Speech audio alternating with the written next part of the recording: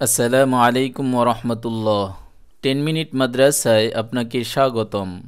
শীতের ইবাদতে এই ভুলগুলো কখনো করবেন না। হাদিসের ভাষ্য অনুযায়ী শীত ও গরমের আগমন জাহান্নাম থেকে। তাই শীতের আগমনকে একজন মুমিন রাসূলের হাদিস স্মরণ করে জাহান্নামের বিষয়ে সতর্ক হবে। হযরত আবু হুরায়রা রাদিয়াল্লাহু তাআলা আনহু হতে বর্ণিত, নবী করিম সাল্লাল্লাহু আলাইহি ওয়াসাল্লাম বলেন, জাহান্নাম আপন প্রভুর কাছে অভিযোগ করে বলল, আমার এক অংশ অপর অংশকে খেয়ে ফেলেছে। তখন আল্লাহ তাআলা তাকে দুইবার শ্বাস ফেলার অবকাশ দিলেন, শীতে একটি, গরমে একটি। এর ফলেই তোমরা প্রচণ্ড গরম ও তীব্র ঠান্ডা অনুভব করো। সহিহ বুখারী হাদিস নম্বর 437। শীতকালে জোহর ও জুমার নামাজ আগে আগে পড়া। হাদিস শরীফে এ বিষয়ে স্পষ্ট আলোচনা এসেছে। তাই শীতকালে একজন মুমিনের এ বিষয়ে সচেতন থাকা উচিত। হযরত আনাস রাদিয়াল্লাহু তাআলা আনহু বলেন, শীত তীব্র হলে নবী করিম সাল্লাল্লাহু আলাইহি ওয়াসাল্লাম নামাজ আগে আগে পড়তেন, আর গরম প্রচণ্ড হলে নামাজ বিলম্বে পড়তেন। সহিহ বুখারী হাদিস নম্বর 906। নামাজে মুখ ঢেকে না রাখা।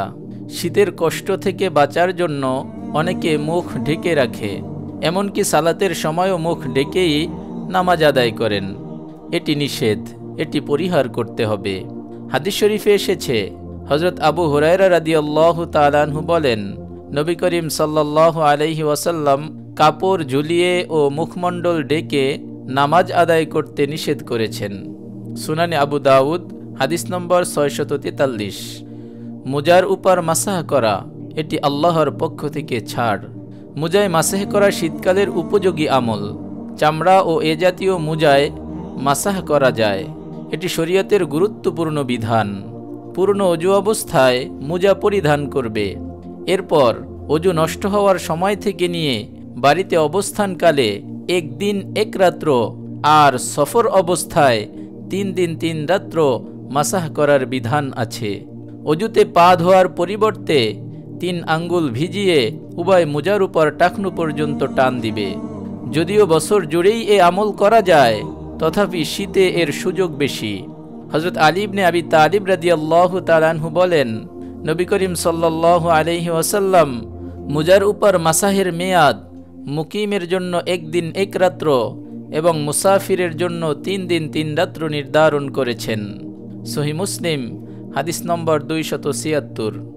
লক্ষণীয়, বিশুদ্ধ মত অনুযায়ী অজুতে পা ধোয়া ও মুজার উপর মাসাহ করা উভয়টিতেই সওয়াব সমান। মাসাহের কারণে সওয়াব কমে যাবে না। কিন্তু কোনো মুসলমান যদি এ নিয়তে মাসাহ করে যে নবী করিম সাল্লাল্লাহু আলাইহি ওয়াসাল্লাম মুজা ব্যবহার করেছেন এবং তাতে মাসাহ করেছেন, তাহলে একটি সুন্নত আমল করার সওয়াব পাওয়া যাবে ইনশাআল্লাহ। মুজায় মাসাহ করা আল্লাহর পক্ষ থেকে বান্দার জন্য বিশেষ ছাড়। বান্দা হিসেবে মালিকের এ ছাড় গ্রহণ করা উচিত, এতে আল্লাহ খুশি হন। নবী করিম সাল্লাল্লাহু আলাইহি ওয়াসাল্লাম বলেন, আল্লাহর সাধারণ বিধানের পাশাপাশি ছাড়ের বিধানগুলোর উপর আমল করা তিনি পছন্দ করেন। মুসনাদে আহমদ হাদিস নম্বর 5832। তাই একজন মুমিনের উচিত বিভিন্ন সুযোগে মুজার উপর মাসাহ করে আল্লাহর এ ছাড় গ্রহণ করা। অন্য হাদিসে আল্লাহর ছাড়কে বিশেষ অনুধান আখ্যা দিয়ে তা গ্রহণের আদেশ করা হয়েছে। সহিহ মুসলিম হাদিস নম্বর 686। শীতের দিনে হাত মোজা পরে নামাজ আদায় করলে নামাজের কোনো ত্রুটি হবে না। শীতবস্ত্র ব্যবহার করা। শীত মানুষের ক্ষতি করতে পারে, তাই শীতের বস্ত্র ব্যবহার করা।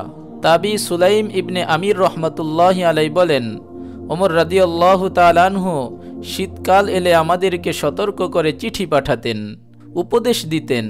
তিনি বলতেন, শীত আগমন করেছে, শীত শত্রুর পর্যায়ে।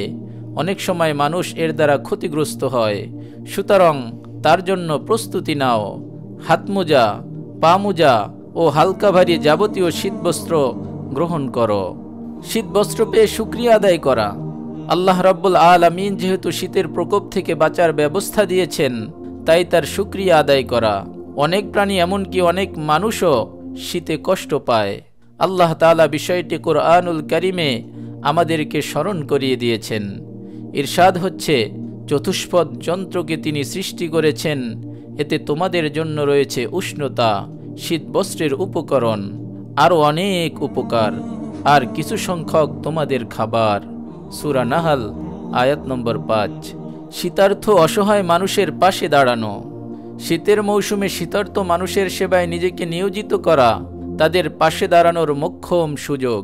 এটি যেমন নৈতিক কর্তব্য, তেমনি ঈমানি দায়িত্ব, বিশেষ করে বাংলাদেশের মতো অনুন্নত দেশে।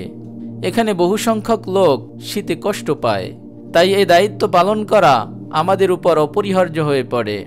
নবী করিম সাল্লাল্লাহু আলাইহি ওয়াসাল্লাম ইসলামের পরে এবং পূর্বেও নিজেকে আর্তমানবতার কাজে নিয়োগ করেছেন, তাই আমাদের প্রত্যেকেরই নিজ নিজ অবস্থান থেকে চেষ্টা করা উচিত। হযরত ইবনে ওমর রাদিয়াল্লাহু তাআলা আনহু হতে বর্ণিত, রাসূলুল্লাহ সাল্লাল্লাহু আলাইহি ওয়াসাল্লাম বলেন, যে ব্যক্তি আপন মুসলিম ভাইয়ের প্রয়োজন পূরণ করবে, আল্লাহ তাআলা তার প্রয়োজন পুরা করবেন। সহিহ বুখারী হাদিস নম্বর 2310। হযরত আনাস রাদিয়াল্লাহু তাআলা আনহু হতে বর্ণিত, রাসূলুল্লাহ সাল্লাল্লাহু আলাইহি ওয়াসাল্লাম বলেন, আল্লাহর কাছে সর্বাধিক প্রিয় বান্দা ওই ব্যক্তি যে আল্লাহর বান্দাদের বেশি উপকার করে। সহিহুল জামে। আগুন, রুম হিটার ইত্যাদি সামনে নিয়ে নামাজ না পড়া। শীতকালে অনেক সময় উষ্ণতা লাভের জন্য আগুন, রুম হিটার ইত্যাদির ব্যবস্থা করা হয়, এতে শরঈ কোনো নিষেধাজ্ঞা নেই।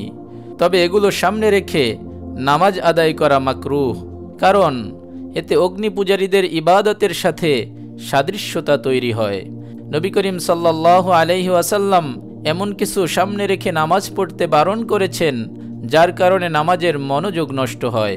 অনেক আলেম এ বিষয়ে ফতোয়া দিয়েছেন। আগুন, রুম হিটার ইত্যাদি বন্ধ করে ঘুমানো। রাতে ঘুমানোর সময় আগুন বা রুম হিটার বন্ধ করে ঘুমানো উচিত, এতে দুর্ঘটনার ঝুঁকি অনেক কমে যায়। হাদিসে এই বিষয়ে নিষেধাজ্ঞা এসেছে। হযরত আবু মুসা আশআরী রাদিয়াল্লাহু তাআলা আনহু বলেন, রাসূলুল্লাহ সাল্লাল্লাহু আলাইহি ওয়াসাল্লাম বলেছেন, এই অগ্নি তোমাদের শত্রু, যখন ঘুমাবে তা নিভিয়ে ঘুমাবে। সহিহ বুখারী হাদিস নম্বর 6294। হযরত ইবনে ওমর রাদিয়াল্লাহু তাআলা আনহু হতে বর্ণিত, রাসূলুল্লাহ সাল্লাল্লাহু আলাইহি ওয়াসাল্লাম বলেন, ঘুমের সময় অগ্নি প্রজ্বলিত করে রেখো না। সহিহ বুখারী হাদিস নম্বর 5848। আল্লাহ পাক রব্বুল আলামিন আমাদের সকলকে শীতের দিনে এই ভুলগুলো থেকে বেঁচে থেকে সহিশুদ্ধভাবে আল্লাহ তাআলার ইবাদত করার তৌফিক দান করুন, আমিন। আপনি যদি এরকম ভিডিও আরও পেতে চান, তাহলে আমাদের এই চ্যানেলটি সাবস্ক্রাইব করে পাশে রাখা বেল আইকনটি অন করে দিন। আপনার প্রতি শুভ কামনা রেখে আজকের মতো বিদায় নিচ্ছি। আসসালামু আলাইকুম ওয়া রাহমাতুল্লাহ।